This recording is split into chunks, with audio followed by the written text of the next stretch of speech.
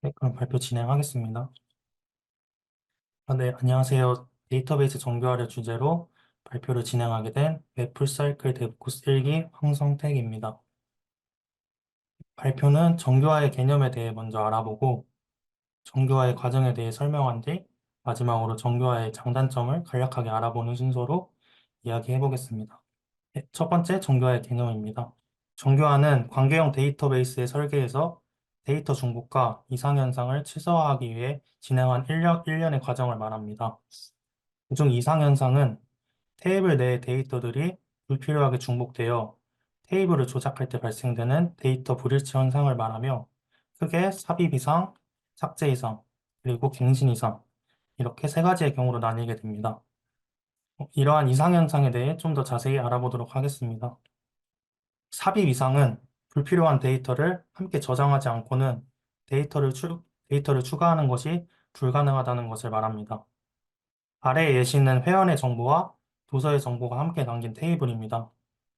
만약 이 테이블에 회원의 정보만 담긴 데이터를 삽입할 경우 도서 아이디가 기본키로 지정되어 있어 도서 정보의 널값을 포함할 수 없기에 데이터를 담을 수 없는 상황이 생기게 되는데 이를 삽입 이상이라고 합니다. 다음은 삭제 이상입니다. 삭제 이상은 데이터의 삭제로 인해 원치 않거나 유지되어야 하는 정보도 삭제되는 경우를 말합니다. 아래의 예시에서 지연이라는 회원의 정보를 삭제하려 했지만 홍지파치라는 도서의 정보가 함께 담겨 있어 의도치 않게 도서의 정보까지 함께 삭제돼 버리는 그러한 상황이 생기게 되었는데 이러한 경우를 삭제 이상이라고 합니다. 마지막으로 갱신 이상입니다. 갱신 이상은 중복된 데이터 중 일부만 변경하여 데이터의 불일치가 생기거나 또는 너무 많은 데이터를 수정해야 하는 경우를 말합니다. 마찬가지로 아래의 예시에서 수빈이라는 회원의 이름을 혜연으로 변경하였지만 첫 번째 행의 이름만 변경되어 데이터의 불일치가 발생하였습니다. 이를 해결하기 위해선 수빈이라는 이름이 담긴 행을 모두 찾아서 변경해주면 해결이 되겠지만 만약 데이터가 100개, 1000개 이상으로 늘어난다면 이를 수정하는 데 많은 자원과 시간이 낭비되어 비효율적이겠죠. 이러한 경우를 갱신 이상이라고 합니다. 이처럼 데이터베이스 정교화는 이러한 이상 현상과 데이터의 중복을 최소화하여 좀 더 안정적이고 효율적인 테이블 설계를 가능하도록 한다는 데에 목적을 두고 있습니다. 그럼 정교화 과정이 어떻게 진행되는지 알아보겠습니다.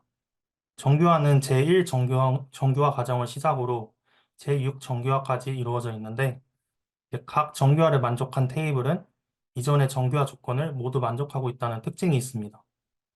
예를 들어서 제3 정교화를 만족한 테이블이라면 제1, 제2 정교화의 조건도 만족한다는 뜻이겠죠. 정교화 과정에 대한 설명은 시간 관계상 제3 정교화까지 진행하도록 하겠습니다. 먼저 제1 정교화입니다.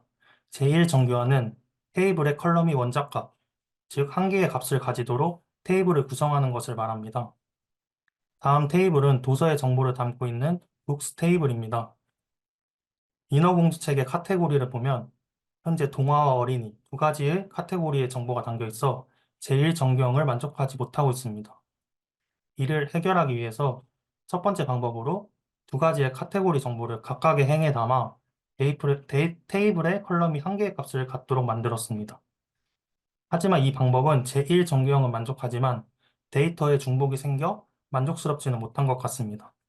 두 번째 방법으로 카테고리에 컬럼을 추가해서 데이터를 분리해 보았습니다.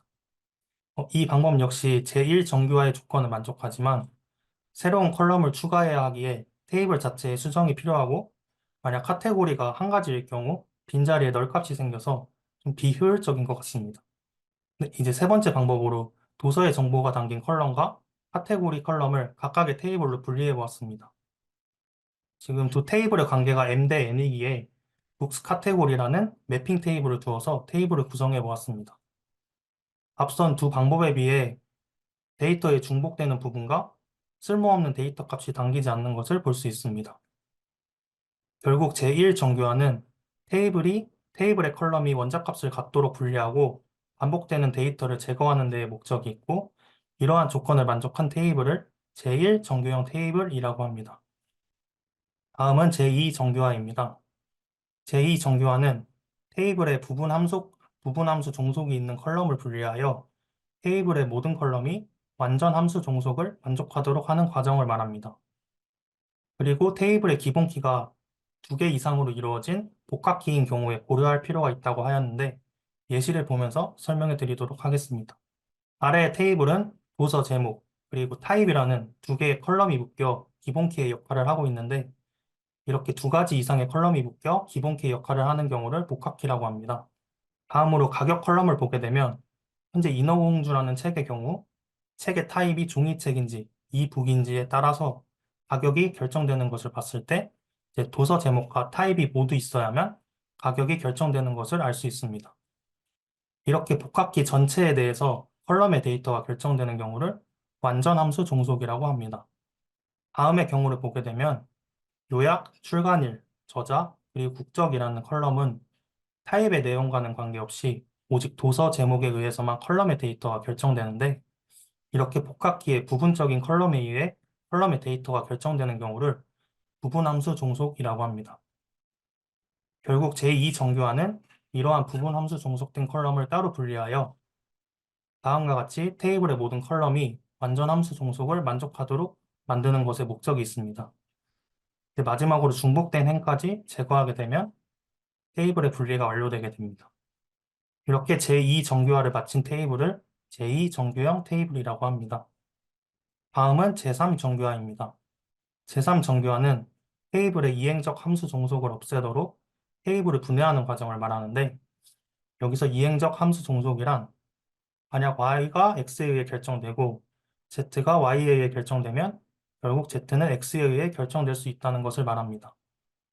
예시를 보면서 설명드리면 현재 저자 컬럼은 도서 제목에 의해서만 결정되는 컬럼이고 또 국적 컬럼은 저자라는 컬럼에 의해서만 결정되는 것을 보실 수 있습니다. 이러한 경우를 이행적 함수 종속이라고 하며 제3정규형은 이행적 함수 종속이 있는 컬럼을 분해하는 데 목적이 있습니다. 다음과 같이 도서의 정보가 담긴 테이블과 저자의 정보가 담긴 테이블로 분리하여 이행적 함수 종속을 없앤 결과를 보실 수 있습니다. 이러한 제3정규화 과정을 마친 테이블을 제3정규형 테이블이라고 합니다. 마지막으로 정규화의 장단점에 대해 간략하게 설명하고 마치겠습니다. 일단 정규화의 장점은 데이터베이스를 조작 시에 앞서 설명드린 이상 현상을 제거하여 데이터 구조의 안정성과 무결성을 유지할 수 있다는 장점이 있고 또 데이터의 중복을 제거하여 테이블이 가지는 저장 공간을 줄여 좀 더 효율적인 테이블의 설계가 가능하다는 장점이 있습니다. 단점으로는 테이블을 만약에 분리하게 되면 그만큼 조인 연산이 증가하기에 오히려 응답 시간이 저하될 수 있다는 점이 있고 이러한 조회 성능이 크게 저하될 경우 오히려 반정교화를 진행할 수도 있다는 단점이 있습니다.